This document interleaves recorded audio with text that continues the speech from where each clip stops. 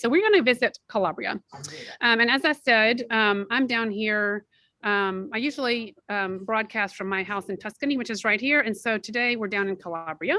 Thank you very much to Paul for being here to help us. Thank you very much to Agata for having us in her house, and you'll be meeting her in a moment. And thank you very much to my friend Francesca, who is doing tech stuff on site. So you may see her running around as well. So today we're going to talk about the local ceramic tradition. And the map you see on the right dates from 1716. And everything in red are ceramic producing centers. And there's a lot of them. And we're going to talk specifically about Squillace, which is right here. Guardavalle, which is down here, Sant'Andrea, Seminara. Those are the places I'm going to speak most about. And then I'm in Badolato, which is here. So I'm just kind of above the sea, as you can see. So Calabria was first sort of invaded by the Greeks in the 7th and 8th century BC, right? So there was already ceramic production here. The Greeks came in, they brought their ceramic production with them. After the fall of Rome, Rome, of course, took over. After Rome fell, Calabria and the south of Italy eventually was kind of absorbed into the Byzantine Empire. But before that happened, they were an outpost of the Byzantine Empire. This is 500s AD. And the king was this Ostrogoth, and his name was Teodorico. And he was actually born in Squillace. And we'll talk about him in a minute. So he's actually born right here. So the Ostrogoth king, Teodorico, was born in Squillace. Then the Byzantine Empire comes in. Calabria was under the Byzantine Empire for 500 years. So I mean, think about how much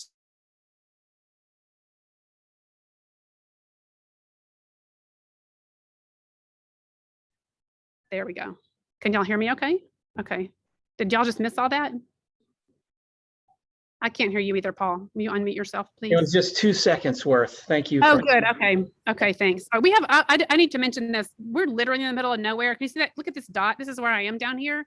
The internet connection is really not like what Apple thinks it's going to be when they build this stuff. And so we may have a little snag every now and again. And Paul is gonna, we're gonna do our best to kind of, if the internet freezes and I go ahead 3 slides, Paul's gonna help me kind of back up and get us back on track. So if y'all would just be patient with that, because the internet isn't, I'm not in New York City.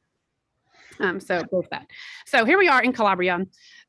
So Calabria, after the Byzantine Empire, kind of followed the vicissitudes of southern Italy, Holy Roman Empire, Angevin French, Kingdom of the Two Sicilies, Aragonese Spain, eventually joined into Italy. But Calabria has 3 major mountain ranges: the Pollino, the Sila, and the Aspromonte. It's very rugged, and it has just, it's always sort of remained a little bit remote, even kind of just so isolated because of these mountain ranges.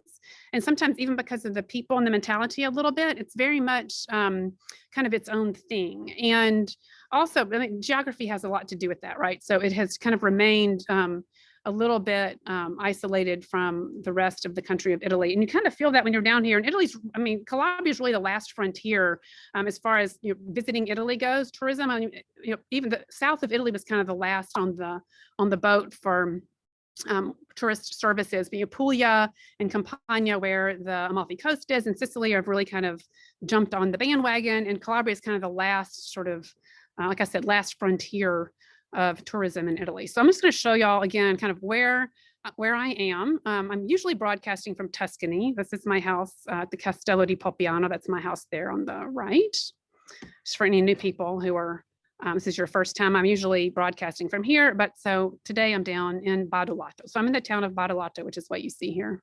So we're going to talk about Badolato. You also see that over here. When I talk about Sant'Andrea, this is what you can see of Sant'Andrea beach. You have some good beach in Sant'Andrea. And then just some other kind of images of archaeology, foodways, festivals that you can see kind of just in everyday life here in Calabria. So we're going to talk about the tradition of producing ceramics. And this is a plaque in Seminara, which is over there on the Tyrrhenian coast. And I saw this the other day, and obviously it's, this kind of modeled terracotta glazed. And what it says is, in honor of her pignatari. Pignatari are people who make pignate. This is a pignata. So people who make this are called pignatari. So that plaque says, in honor of her pignatari, Unwitting Witnesses of Calabrese Culture in Italy and the World. On 3 August 2019, Seminara pose. Seminara erected this plaque. So this is a very clear reference to the fact that manufacture and use of earthenware ceramics is testimony to Calabrian culture and a way of life. And so that's kind of what we're talking about here, not just, you know, the piece of ceramic, but what this has to say about the culture and the way of life here in Calabria. So there were lots of families that specialized in producing pottery for generations, and they made, you know, all the utensils that you used in the house. They made pots, pans, pitchers, drinking vessels for water, for wine, containers for food, for conserving food, like anchovies under salt, or olives, or how you conserve pork. And then all this, you know, stoviglie, plates, bowls, cups, trays, candelabras, lamps, whistles even. And then these Apotheopaik masks, the masks that keep the evil eye away. So we're going to look at some of those too. So here you're looking at producers in Guardavalle on the left and Sant'Andrea Apostolo sullo Ionio here on the right. And those two villages, they're to the north of me and to the south of me, and there are no longer any ceramic production happening in those villages. In fact, until I started researching for this program, I actually did not know that there was a history of ceramic production in these villages. And Sant'Andrea turns out to be one of the biggest production centers in Calabria. And I can't wait to go over there and see if there's any antique shops that have some stuff laying around, because I think that's going to be real interesting. And I'll be doing that next week. I'll let you know. So here's a picture of the Dito family, 1960s and 2021. This is in Seminara. And this kind of shows you the generations of, you know, the families involved here. This guy, I didn't have him pose. He's just kind of finishing the glazing of one of these decorative pots. He's a descendant of this guy right here, Domenico Dito. So there's documentation of the existence of these production centers and these family workshops, and also testimony to their importance throughout time. And the first document we have is Teodorico. So we know that Teodorico, king of the Goths, 500s AD, issued a royal decree giving concessions and tax breaks to the ceramic laboratories because they're useful for the public good, right? I mean, this was like a public utility. So these guys got tax breaks. You couldn't live without this stuff. We have documentations that the Norman king, after the Normans came in the 11th century, he actually had Squillace, people from Squillace, ceramicists from Squillace, let's just say on staff. I think he owned them because this was feudalism, like they were his property, slaves basically, but we can just say they were on staff. And then in Sant'Andrea, the town where there's now nobody making ceramics, in the early 20th century, they had 40. This is a town of sort of 2,500 people. They had 40 ceramicists. So that's a large percent of the population who was working on making ceramics. They called them argagnari, people who worked clay. And you can see here that, so they were making these kind of everyday objects. What you're looking at here are called bumalo and quartara, and we'll be seeing some of those next. They're things you carry when you go out to work in the fields. You put your, you carry your water literally on your head as you take your oxen out into the field to work.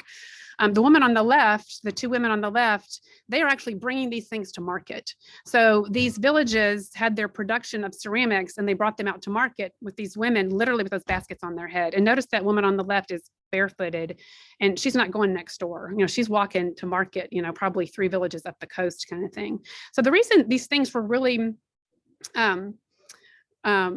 traded so much too is that each village, each ceramic producing village, the reason they produced ceramics is because they had the raw materials on site. There was a clay pit right outside the village wall.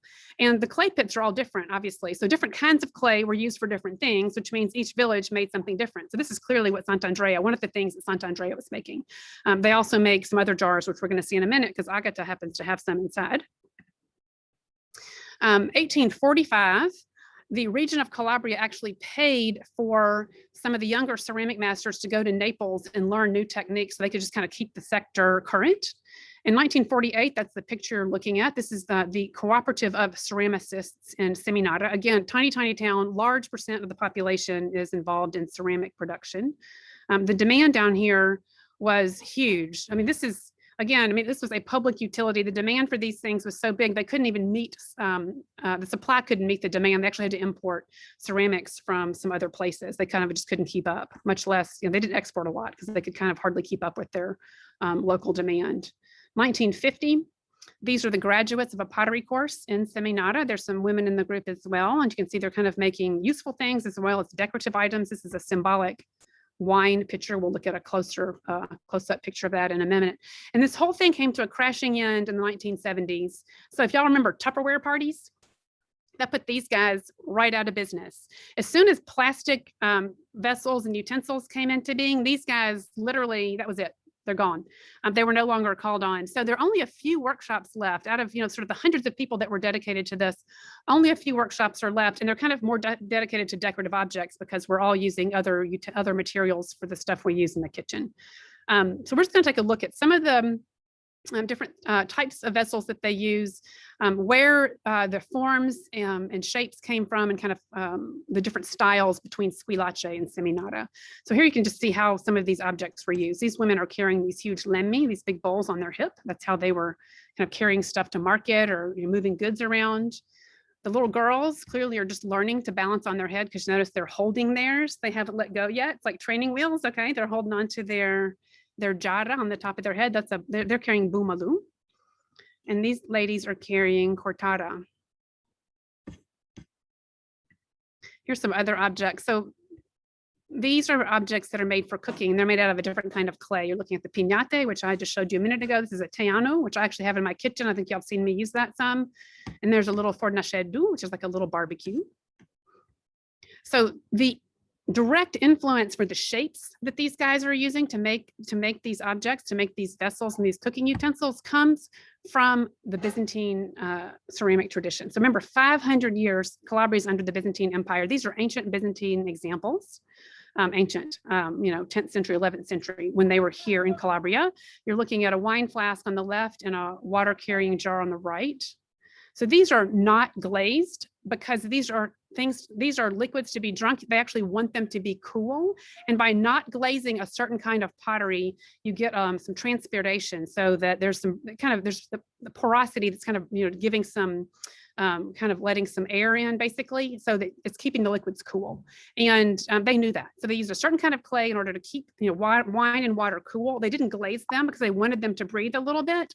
And then they kept them in a certain way. And we're going to talk about that in a minute, because the more questions you ask, the more people kind of remember and then start to tell you things. And then all of a sudden, literally the little holding, there's a little unit that holds these jars, and they're everywhere in this village. I've been coming here for 15 years. I've never seen them. And now all of a sudden, it's like everywhere I look, they're everywhere. So I'm going to show you all those right at the end. All right, so this is Byzantine earthenware to carry water and wine. Here is some more example of Byzantine glazed pottery. So what they've done is they've put a white slip on top of the pottery and then painted with their typical colors of green and yellow, and then given it a lead glaze so it's kind of shiny and resists liquid. And then over here they've put a yellow slip, and this is called graffito, because they've actually kind of scraped off with a very fine utensil. They've scraped the image of the bird and the leaf to reveal the terracotta underneath. That's called graffito. So these are the two sort of three types of Byzantine ceramics that really influenced the Calabrian method. So the Calabrian method uses that white slip on top of the raw clay, very thin coating of kaolino, and then they color it. And this is just an example to show you how the color pops out once it's put on the white slip. And they're producing objects like this. Again, just everyday wear. I'm going to show you some close-ups of all this. But, some big bowls to work in, a couple of decorative objects, storage jars, drinking vessels. So these things are, again, they're using local clay. They are using colors that they find locally. The yellow, like for example, this, and you'll see some more, but that comes from iron oxide. The green is a copper oxide, and those are kind of the main colors. And they kind of keep things simple and just kind of go with that. And these kind of stylized designs, you can see kind of a stylized palm leaf. These things are fired in a very rudimentary type of kiln. There are examples of these all over Calabria. Some of them are still in use. And here you can see the plan circle. It's about 3 meters wide. There's a little door here where you feed the fire. So the fire, of course, is underneath. This is the base of the kiln with some holes in it. Here, you feed a fire under here. And then they pack the items to be fired in the kiln with the unglazed items on the bottom and on the top. And then the glazed items are in layers here. The big ones, little fine things, medium-sized ones. This is where most of the heat is. So they know where the heat is in their ovens, right? So they pack them in a certain way so that everything is fired properly. These things were they were cooperative. These things were, you had to get them up to, ungodly temperatures, right? And they had wood. These are wood burning. They used a ton of wood to get it going, 1 ton of big pieces of wood to fire that thing up to temperature. And then they would throw in smaller bundles of smaller pieces of wood, another ton of wood, and let this thing go for 5 hours to fire the ceramics that are on the inside. They put up to 1,500 pieces in there. So this was kind of a collaborative effort. All the different family producers would come together and fire all their stuff at the same time. Here's an example of one of the kilns. They're still here. There's only 1 or 2 that are still working. So this is the bottom floor of the kiln. You can see this man is stacking up the bumboli, the drinking vessels. And this is the kiln at Seminara with just a couple of bumboli kind of laying around. So this is the kind of stuff that they're just churning out, right? Again, just humble everyday ware that these, the peasant farmers using for cooking, eating, conserving foodstuffs, carrying things out into the field. They were literally they tended to pack things under lard. So this is a jar to pack, like you could pack dry sausages under lard. It's a way to conserve pork. Instead of making prosciutto, for example, you can actually pack sausages under lard. This is a big one with VF on it. That was those are the initials of the butcher shop. He actually had his own humongous jar with his initials on it. Here's one of these big drinking vessels. Notice it's only glazed up here at the top. It's kind of for hygienic purposes. You can wash that really well because it's a smooth surface, whereas it's not glazed down here to keep the liquid cool. You can see bowls, plates. There's a birdhouse. This is the little birdhouse. So at Squillace, they were also doing stuff like this. This is 1650. So this is real fancy maiolica, right? Faience. And they were making this. This was made for Alfonso, who was king of the Kingdom of the Two Sicilies. So this stuff was called for as well. And they were very good at this and they were known for this, but the majority of their production was to satisfy this huge market for everyday wear. So in 1756, the census of Squillace reports there were 9 people working in faience, making this kind of maiolica. But there were 21 mastri pignatari, ceramic masters, 31 ceramicists working underneath them, and 15 kiln workers. So this is a town, again, 2,000 people. 9 people are making the fancy stuff, and over 60 people are employed making all of this everyday wear that everybody's using literally all day, every day, all throughout the area. Again, more examples of these kind of everyday wear. I love these bumbola. We'll see some upstairs in a minute. Here's an example of, they call these Salaturi. They're often this color. This is that kind of golden yellow that comes from the iron oxide. And they're specifically used for conserving things like olives, things that are packed under salt like anchovies. In this case, they've also added hot pepper. In Calabria, they add hot pepper to everything. So all of the little salamis and, conserved goods have a lot of hot pepper. So here's Squillace today. So when you go up there, there's the remains of this Norman castle, the great view down onto the Gulf of Squillace, where Soverato is located. Actually, we're going to talk about Soverato too. And so part of it is still standing, and then bits of it still are in existence, right? So this is just the entry into the courtyard of somebody's house, and it's the old entrance into this castle. So in Squillace today, you actually find productions like this. So remember that plate on the left? That's that Byzantine plate, the graffito design, where they kind of carved away some of the caolino to show the terracotta base. So this is sort of 11th century Byzantine. And then on the right are things they're making today in Squillace. So the graffito production pretty much died out in the 1700s, but they brought it back lately. So they've been studying kind of the old production methods. This one's glazed with a tin glaze, or probably not tin, not lead anyway. These are unglazed. So they're purely decorative. They're not meant to be used. They have no glaze over the terracotta, but they're these lovely, almost kind of lacy productions. And then they also make everyday wear, and I love this stuff. This is kind of a marbleizing effect. When the caolino, the slip is still wet, they just kind of splatter color on there, and it just kind of looks like it's sort of marbleized. So last time I was up in Squillace, they had some teanu out drying before they were fired, And then here are some of these little bowls. Y'all might not use these things all the time in my kitchen. Y'all probably seen those, the little splattered ones. And I just love that one on the right. That's actually kind of a big bowl. And it's just got that pretty kind of beige slip on it. And the ceramicist stuck his finger in that copper oxide green and just, tapped it all the way around. So that's just the, the fingerprints of the ceramicist to give it a little oomph, right? This is Mr. Melache. He was one of the last sculptors working in Squillace. So they were also doing some figurative pieces. And every now and again, these guys are making pots and pans all day long. And every now and again, one of them sort of more artistic and starts doing figurative pieces. You'll see that I'm going to show you Seminara in a minute. They do lots of anthropomorphic vases and things. Another thing they did in Squillace is they make these little birds that are whistles. And this is actually an example. I could not find a picture. I've bought some of those and I've given them for presents to my nephews. I can't get a picture of them. And I actually couldn't find a picture online either, but these are ancient Greek examples. This is exactly what they're making in Squillace, or were making when Mr. Melache was still alive. It's not easy to, the way they've modeled the interior of these pieces to make them so that the sound comes out, and then so that each whistle has its own kind of unique whistle. It's not an easy thing to accomplish. So they're actually known for their whistles in Squillace. So we're going to move over across the coast. So Squillace is on the Ionian Sea. We're going to go to the Tyrrhenian Sea to Seminara. Here you can see the main square of Seminara. And then I was there the other day. They were set up. These are the Luminati. They were set up for their festival.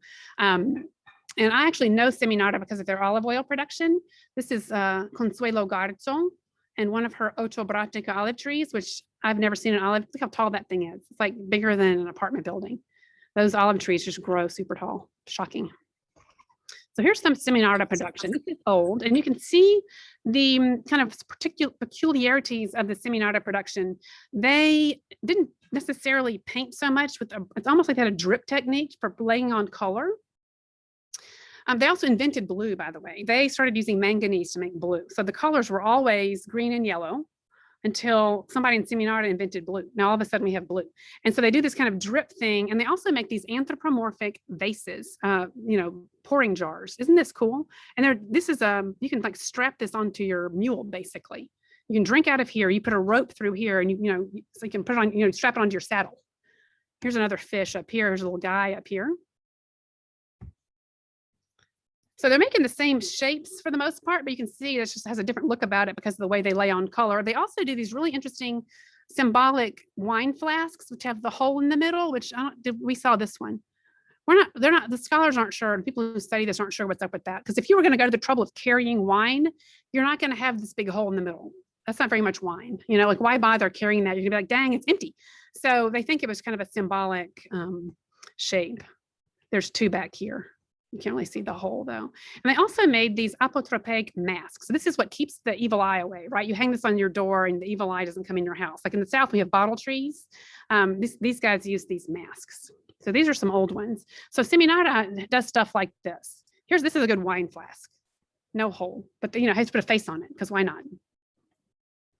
They also do a lot of this kind of stuff. I found this in the back sacristy of a church. Tons of this. The saints in the church in Seminara are all terracotta. They're not marble, they're terracotta, bits and pieces, but whatever. So today in Seminara, you find stuff like this. Really decorative.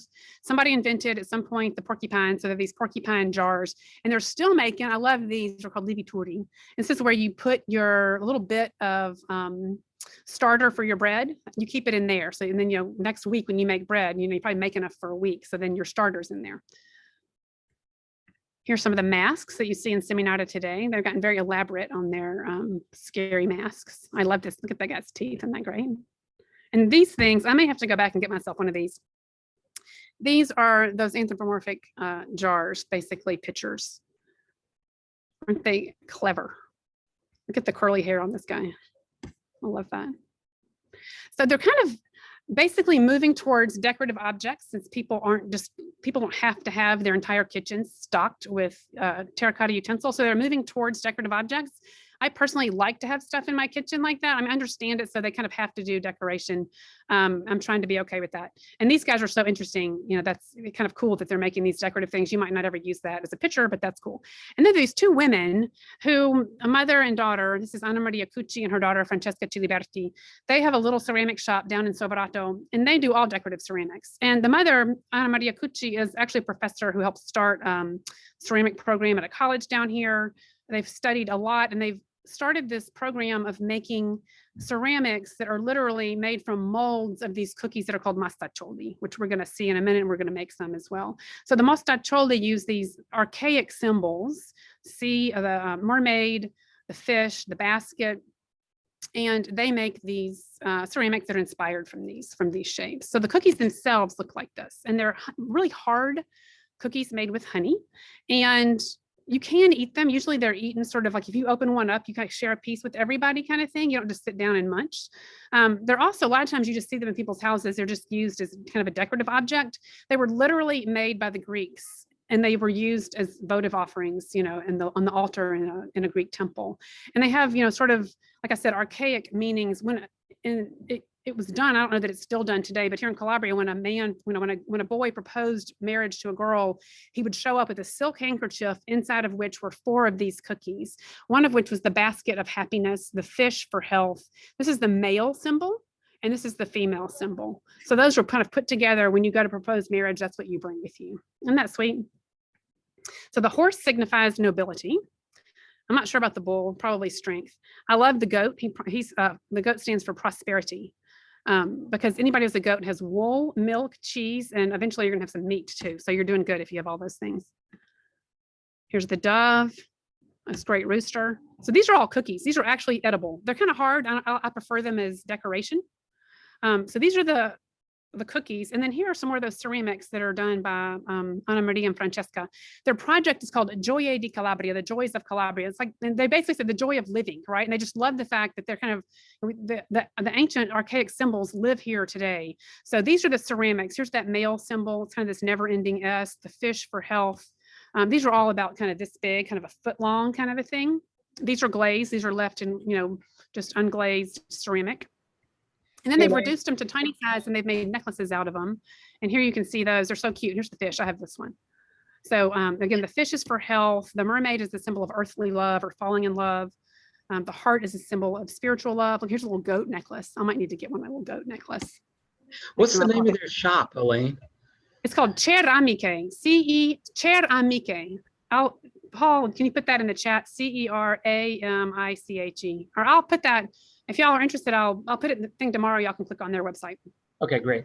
When I send out the, we didn't say, y'all can always type your questions in, and we're going to take questions at the end, but go ahead and type in. I presume y'all are typing into the chat. So as usual. So I'm just going to show y'all quickly Battolato, and then we're going to go into the kitchen. So again, I'm in Battolato. This is the view that y'all are looking at right now. Here's the town from just the hill up above when you go for a walk in the morning. It was built up around a Norman castle. The Norman castle was here. It's now unfortunately a parking lot. And the whole town is built up like this kind of layer cake going down this ridge. And the photo on the right is Main Street, which literally goes from the piazza all the way down just like this. Where'd it go? Here it is. And then the houses are just like packed on. We can't get a good view from here. We have to go back to this picture up here. This one, just literally stacked down the terraces. Okay. All right, my tech person's telling me when we move the computer, I'm going to give you a view going back that way. You can just kind of see how these houses are built down the terraces. When we move into the kitchen, we'll do that. So here in Battolato, they don't make ceramics. They don't have the clay. They make their kind of traditional product are these woven goods with these geometric patterns. And they literally, the women here actually had commercial contracts with companies in Venice, and these things were sent out all over the world. And they're hardly anybody's making these things anymore. There were other villages in this area that concentrated on these kind of geometric patterns. The women, you know, had looms in the house, right? There's looming all day to make these covers, these textiles. So today people really treasure them, and you can see they're used to decorate the VA of the Paese. So whenever there's a festival or a wedding, like you can see on the right, that's how they decorate. They put a piece of bamboo up between two balconies and they drape their most prettiest bedspreads over. That's kind of the decoration for town. So remember I said those the people put their bumbalu outside to keep them cool. So the bumbalu are made in unglazed ceramic, and they're a special ceramic that breathes. And they were kept outside in this little, see that little ceramic circle, the little, iron circle right here. And there's another one here. And then this one seems to be modern and it's holding in that pot, but this one's not modern. This was literally some blacksmith took the trouble to, bend that thing and create on this ancient, what do you call it? Ringhiere. I don't remember the word.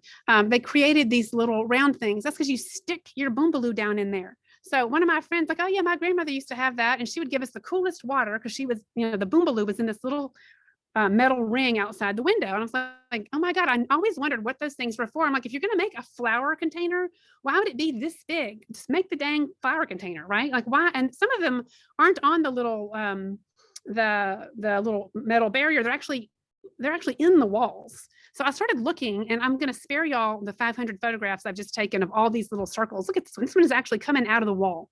So this, whoever lived in here, they kept their water right here. So now, of course, it's holding a plant.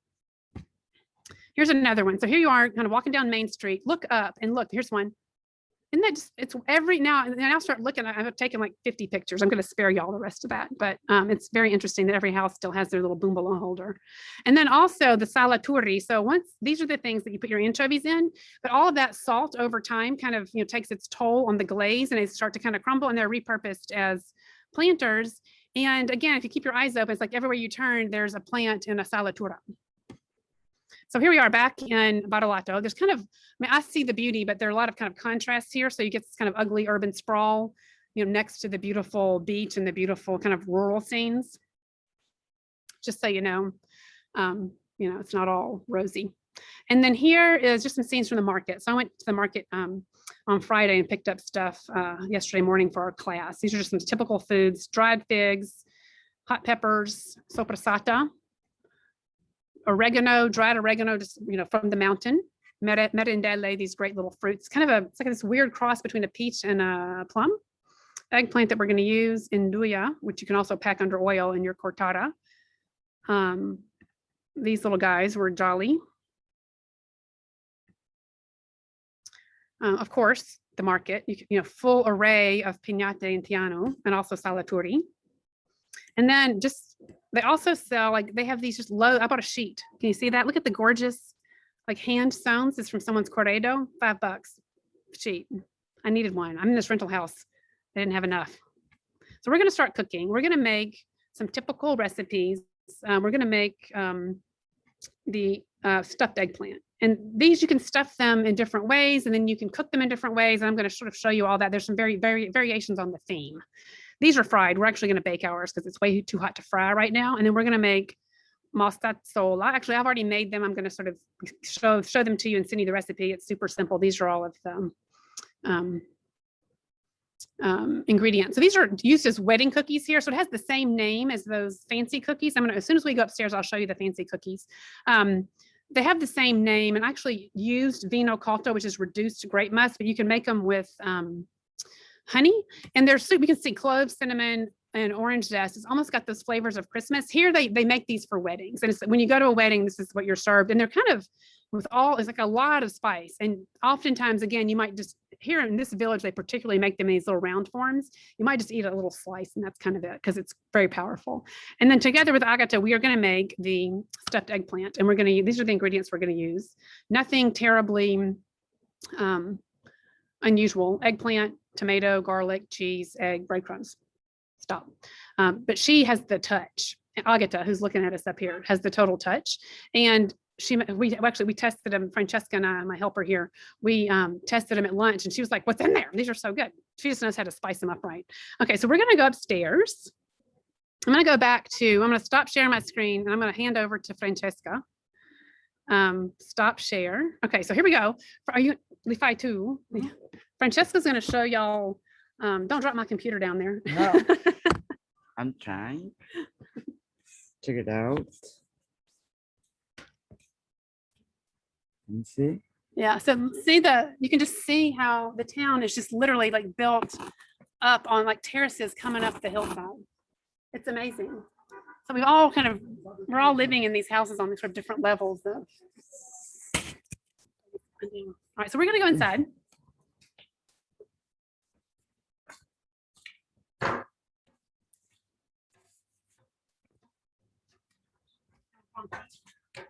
See? L'ho cambiato. Ah, benissimo. Però Sì, sì, benissimo. quella era più cerchiata. Sì. So here we are in Agata's kitchen. Do y'all remember Agata from last year? Agata Ciao, Zoccoli. Agata. She very nicely is sharing recipes with us. She's also sharing her personal ceramic collection. So literally, like I said, these are just objects that were in Agata's house. Per mettere olive e cose sotto. So this, come si chiama? Cortara. Cortare. So this is a cortara, which is kind of their dialect version of quartara, which I think was a quarter of something. Basically, it used to be a 25-liter jar, but they used the cortata word for something that's this shape. And she said they put things. This is for liquids, right? So you would put up olives in here, olives that are under a salamoria, under a liquid that goes in this kind of a jar. E poi questo è quello particolare. This is called a gozza. Facciamoli vedere. Metto dietro. Questo è cosa si mette Questa è qui? l'acqua per bere. This is water for drinking. And look at notice the bottom of it. This fits in that little metal ring. The bottom of this one does not fit in that little metal ring. This is supposed to go in you put that in your cellar where your olives are curing. This is actually what you drink out of and keep your water cool. And it has a smaller base and sits down inside that metal ring that's hanging off of your balcony, as does this one. Questo è il bumbolo. Questo è il bumbolo. So that's the bumbolo. Everybody who grew up in the South has drunk out of a bumbolo. I've never drunk out of a bumbolo. This is an unglazed one. But look, it's still got its original cork, which is tied up with a piece of string. And again, this has that very narrow base so that it sits in that little ring outside on your balcony. E poi questo è come, so this is the one with the green palm. You kind of see the palm leaf here, very stylized palm leaf. That's another cortara. This must be production of Sant'Andrea. Yes, penso Sant'Andrea. Questo forse è Seminara perché è blu. Ah, perché il colore. Non lo sapevo. Hanno invitato il blu. Vabbè. Non lo sapevo. So she confirmed this is from Sant'Andrea, where they did everything green and white with that stylized palm. And I'm guessing that this is going to have come from Seminara because it has the blue. Remember, they invented the blue color. But we're not sure because her great grandparents bought this a very long time ago. So that's Agata's ceramic collection, or part of it. The humongous jars that are about this big, we didn't move those because we didn't want to risk it. But she has some of those too. All right, so we're going to go cook eggplant.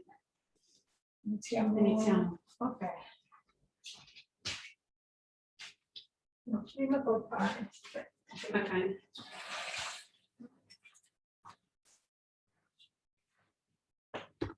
Grazie, Francesca. Alziamo un po' perché mi fa Francesca.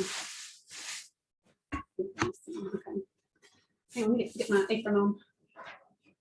Elaine, how do you spell the town you're in? Badolato. Badolato. Lavo le mani. Posso iniziare a tagliare? Sì.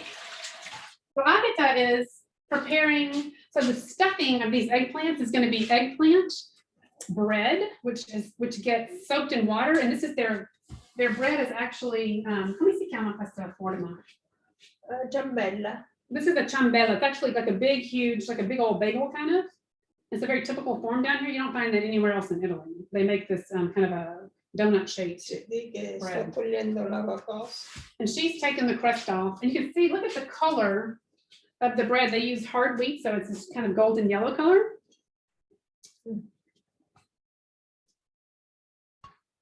And it's got this wonderful perfume. It's just super flavorful, and it's really kind of dense. So she's going to soak it in water. We've done that before when we made meatballs, for example. So depending on how the consistency of your bread, you may not soak it so much because you don't want it to turn into mush. This bread can actually stand like 10 minutes underwater, and then you squish it out. Prendiamo, quale prendiamo delle zampe? Okay, so we're using these eggplants. We're using these, see, questo. We have these beautiful little kind of violet colored striped eggplants. She had said to me, get the white ones if you can, and I couldn't find them, so I didn't get it. But have y'all seen, y'all have white eggplant? They're so mild and creamy. They're really interesting. They're just, Vabbè, facciamo tutto qua. okay. So what she's doing is preparing the eggplants. We're gonna make little boats that we're gonna stuff. So she's gonna cut it in half.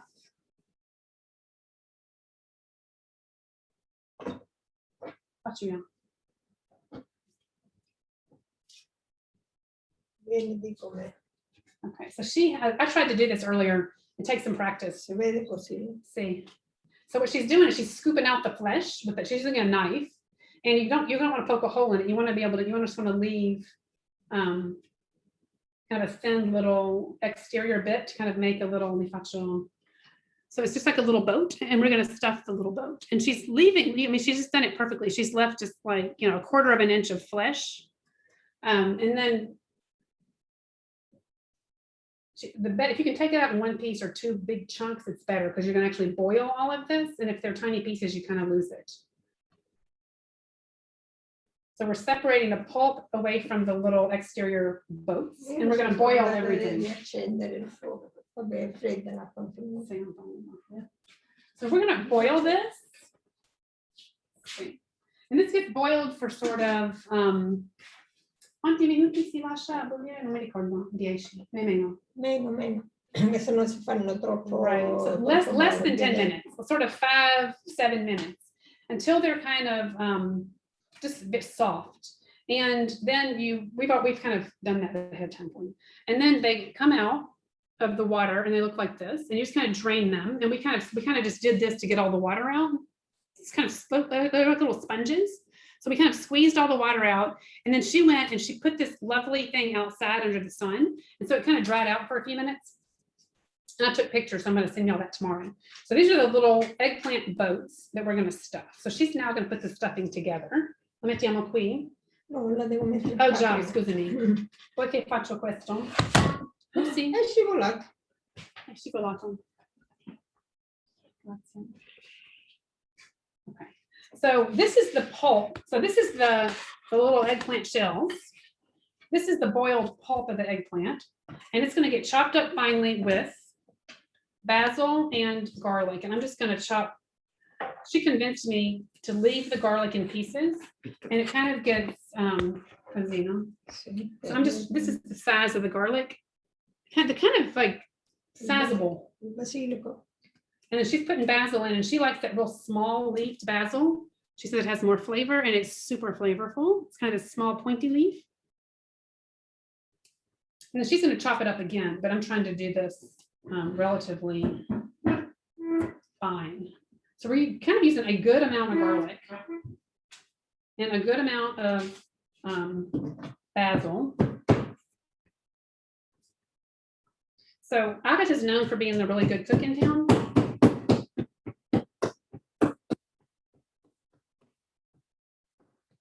I ate these at a restaurant the other day, and they weren't half as good as hers. La mezzaluna. See. Io non ce l'ho. So you can do this with like a half moon knife like this, which she doesn't have, so she's doing like the. Poi anche questo. Lo metto.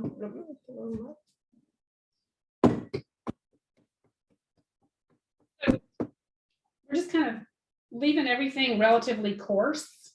The eggplant's already kind of almost a cream.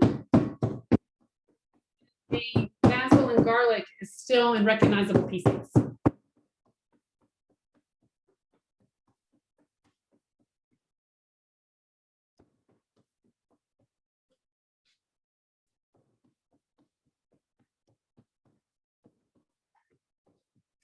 Mettere il pane. Aspetta, c'era un altro. Lo faccio?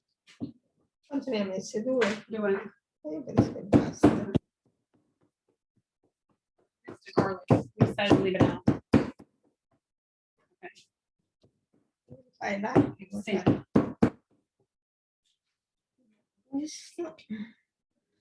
So she happens to have that for mixing this stuff up in. Also lovely. This is also blue.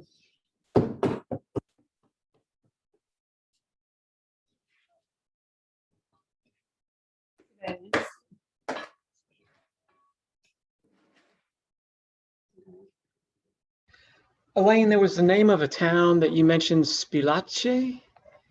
Squillace. Squillace. It's S-Q-U-I-L-L-A-C-E. So watch what she does with the bread. Guardi, See.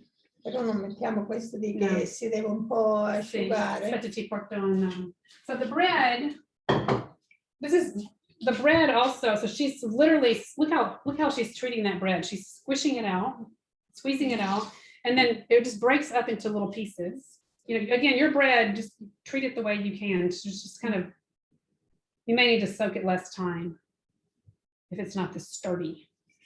And then she likes to let it kind of sit to lose some of that water. So the bread we're going to use is actually, she did this about 45 minutes ago, and it's here. So this is sort of these just kind of lightly damp grains of kind of homemade bread crumb, but this is fresh mollica. It's not bread crumbs. This is actually real bread. Okay. Okay, so this turns into that. Okay. C'ho le mani bagnate, un po' di sale per piacere. Dov'è? Il primo? Questo. No, Questo. sì, grazie. Ok. Salt.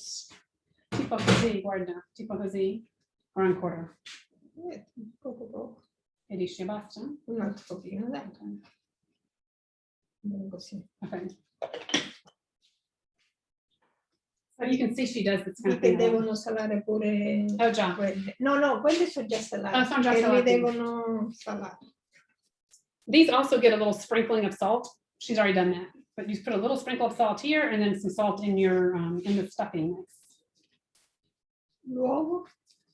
Okay. Tutte e due? No. No. So we're gonna put in, vi faccio vedere la quantità. For this much stuffing, we're gonna use 1 egg.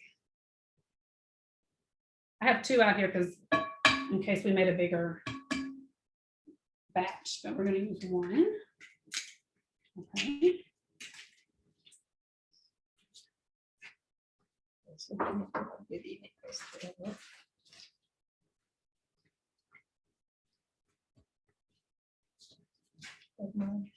Okay. Oh, you devo grattugiare? Ma grattugiare? Sì. I had a little mishap with the cheese. Appesa. So c'è la Appesa. Oh, questo. Actually, no, guarda, si sta. Allora, the awesome thing about the markets here, like literally a supermarket, you go to buy cheese. If any of y'all saw my Instagram story, I had those 2 kinds of cheese. I said, which one do y'all like better, Parmesan or Pecorino? They have a big grater and they grate for you right then and there. It is so hot. The cheese solidified. It was grated. It turned back into these humongous chunks because it's so hot. It just like globbed back onto itself. Guarda che fa. So this morning we grated some, but si sbriciola. Ma guarda, si sbriciola, va bene, no? It's kind of. Mettilo sbriciolato. She wanted me to grate it, but it's warmed back up. Like, the cheese is, questo è pecorino. This is the pecor, no, quale? No, quello parmigiano. This is the Parmigiano. Scusa. She's unhappy with the chunks that I'm letting out. Stai brontolando. Avanti tutti. Okay, so we were joking. Do you know how you call flour here is when you use flour from hard wheat, it's passed through the mill twice. It's called rimacinata. This is rigrattugiata because we had to grate it twice because it re-solidified. E poi questo fatto io. L'ho messo quello. L'ho già messo? Sì. A me piace. Io metto. Ti piace? Allora mettilo. Allora, io devo fare questo. Giusto? Questi sono venuti molto morbidi perché non. Forse è troppo uova per la quantità.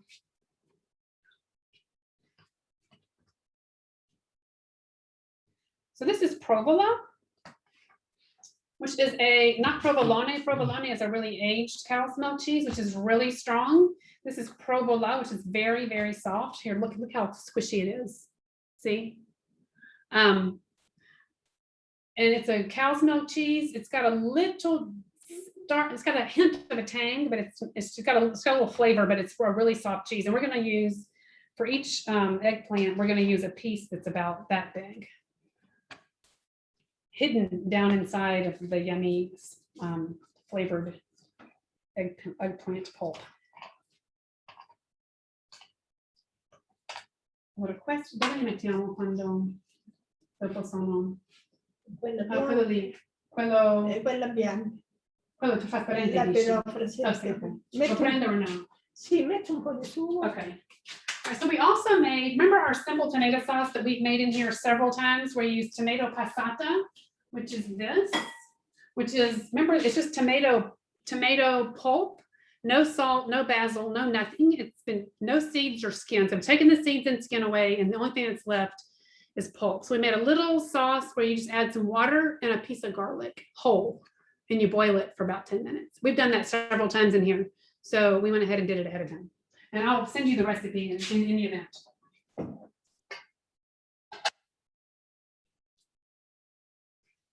She did it in her, come si chiama? Piana. Tiana. I was pronouncing it wrong. Okay.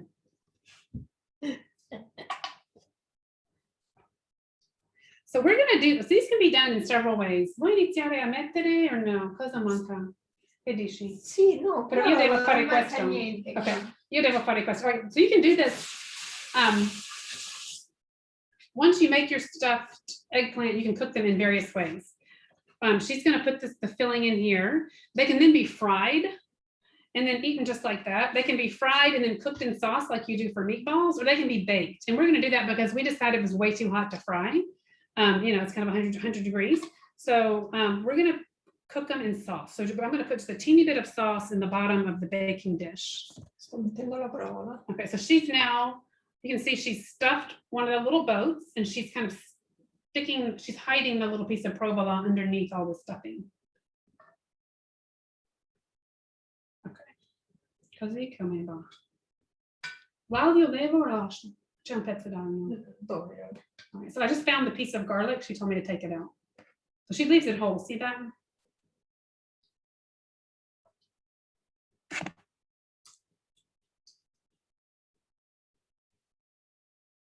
Okay. Faccio uno io. Okay. All right, so we're going to finish stuffing these. You can also make these with meat. Cosa? Hai capito che ho detto? Lo fai grosso. I put in too much stuff. She's making fun of me. Sì, va benissimo. Fallo così a barchetta. Guarda visto? Sì. Okay, so you can also make this mixture with meat. And I'm gonna I'll send you the recipe, but she doesn't like, she doesn't care for, she eats meat if it's a piece of meat, but she's not into like the ground meat mixed up with everything else. She's like, why, if you do that, you cover up the taste of the eggplant. And she, like I said, I ate these at a restaurant the other night, and hers are about 20 times better. The restaurant version was not anything as good as hers, because she just uses, like I said, those chunks of garlic, chunks of basil, everything's really present, a ton of cheese, and it's really flavorful, and you can still taste the eggplant. So I'm a convert. Elaine, someone's curious about the taste of the provola compared to, say, like mozzarella. Yeah, mozzarella is more gentle. The provola has a slight hint of a tang to it. But it's a very delicate cheese. And you don't have to have it, you can also just leave it out. I would leave it out before I put in something that had too much flavor. You could use a piece of mozzarella. You don't want to use a real, a good mozzarella is very, very milky. That would add too much liquid to this. But I remember how mozzarella used to be. When I moved here 20 years ago, mozzarella in the United States was that consistency, which is not mozzarella. But if you get really bad mozzarella, yes, then you can use it in this recipe. Otherwise, you can leave it out. Thanks. Do they still make that? Do they still sell that mozzarella that's hard as a rock?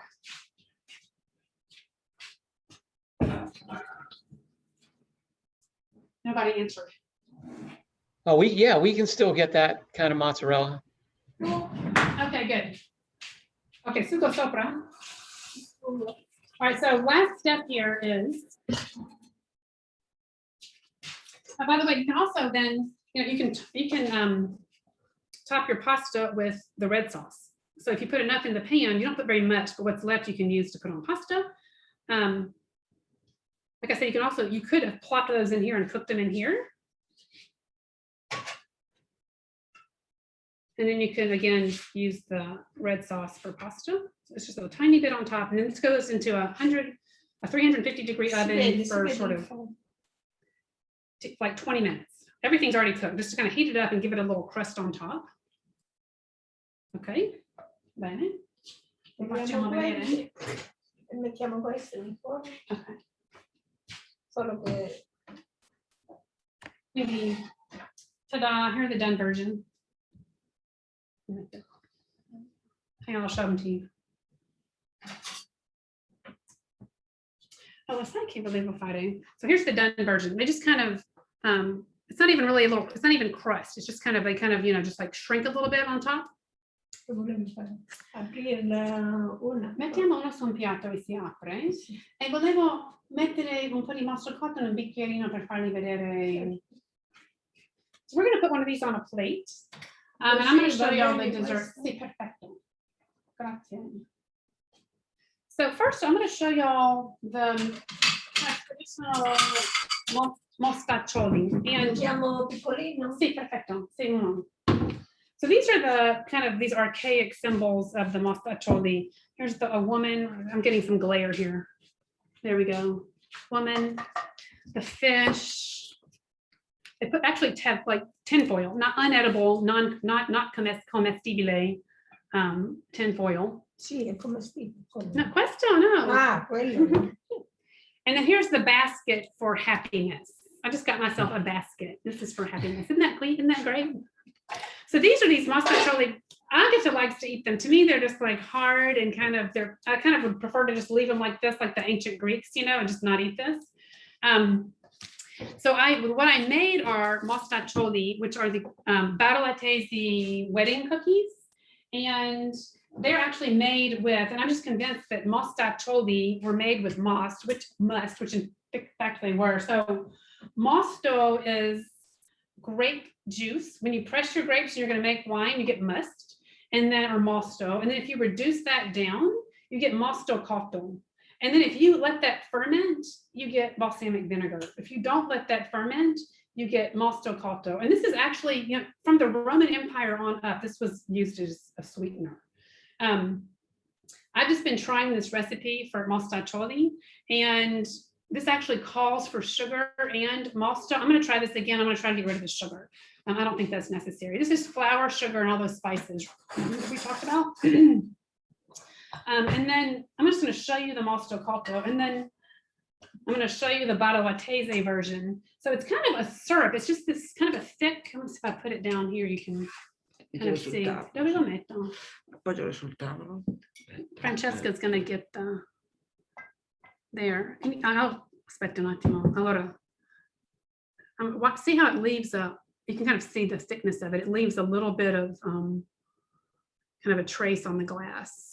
So it's not super thick, but this is, so again, it's been boiled down, fresh grape juice boiled down.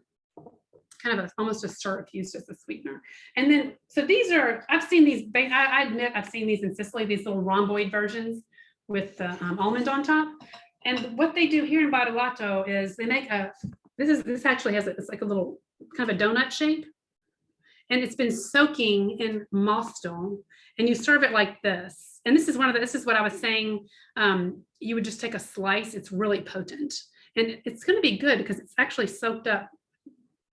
Agata wasn't super thrilled with this because it should be smoother. I should have kneaded it longer, or maybe baked it for less. But it soaked up all of this mosto, and is now nice and soft. So those are our desserts. Li devo assaggiare, però come fanno in Dovremmo, lo so, assaggio io. All right, so then here we are. All right, here's the our stuffed eggplant ready to roll. Again, you can use some of the sauce in the pan to sauce a pasta, and then you can just serve this the way it is. And I'm gonna have a bite. Yes. Buono. Davvero.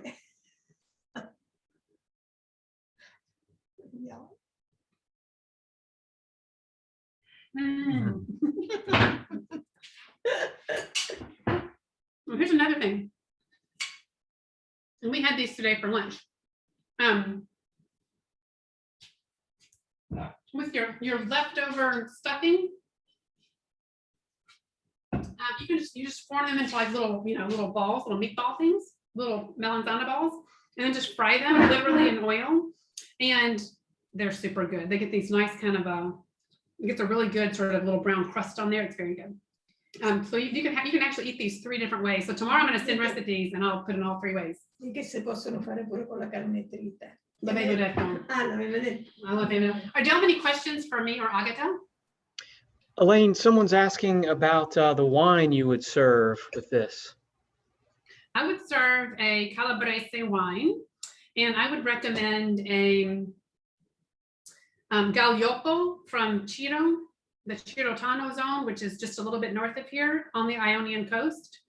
And a really good, there's one called Ceraudo, there's one called Avita.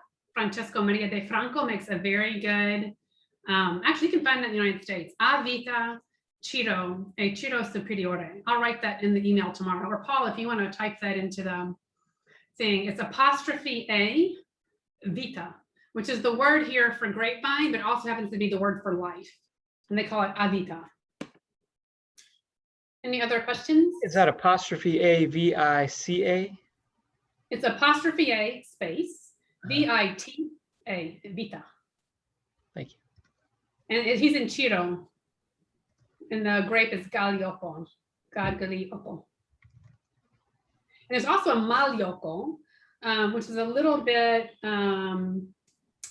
less powerful. And that comes from the mountains, the foothills of the Silla, looking out towards the Tirreno. But I don't have a producer's name in mind right now. I'll come up with one for you tomorrow. So when I send you, everybody, remember if you register, I'll send you the email with all of the recipes, and then I'll give you some little wine ideas. And that's going to go out tomorrow or the next day. If you don't get it, just let me know, because for some reason it goes to spam. I'm trying to correct that, but unfortunately, lots of those end up in the spam. Any other questions? Someone was also asking about the oven that you cooked it in. Did you use it's a smaller oven? Yeah. Facciamo vedere il fornetto. Perché si usa il fornetto piccolo? Perché fa meno calore di questo? Questo vedi quant'è? She prefers, when she's cooking for just a small amount, she prefers a smaller oven. And she has a regular humongous oven, and sometimes she does, in fact, sometimes she cooks for a crowd and she uses her big oven, but she prefers to just use that when she's got a small amount to cook. Okay, great. Saving energy. Other questions, anybody? If anyone else has a question, you can unmute yourself if you would like. Also, yes. We're good to go. I'm looking at the chats. Thanks, y'all. Thanks for tuning in. We're so happy. Thank you so much. I enjoyed watching, and she reminds me of my grandma. So thank you. Si chiama Cecilia, ha detto che somiglia, tu ricordi lei la nonna sua. Elaine, how hot is it? It could be worse. It's sort of like 96, 97. I don't know. In Sicily, it was like 112. Yeah, it's okay. We're dealing with it. So we can go for a bathe in the ocean, so we can cool off. So how hot is it there? 90, 91. You're unmuted now. We talked to We Elaine. don't have humidity though. Y'all have humidity. We don't have humidity, so we can handle it. So. Thank you. It was Hi, wonderful. Elaine. Ciao. That's Bye, what y'all. it is. Agata. Grazie. Lovely, lovely. Thank you so much. Elaine. Get shorts on. Ciao. Wreak havoc over there. Sweetie, thank you.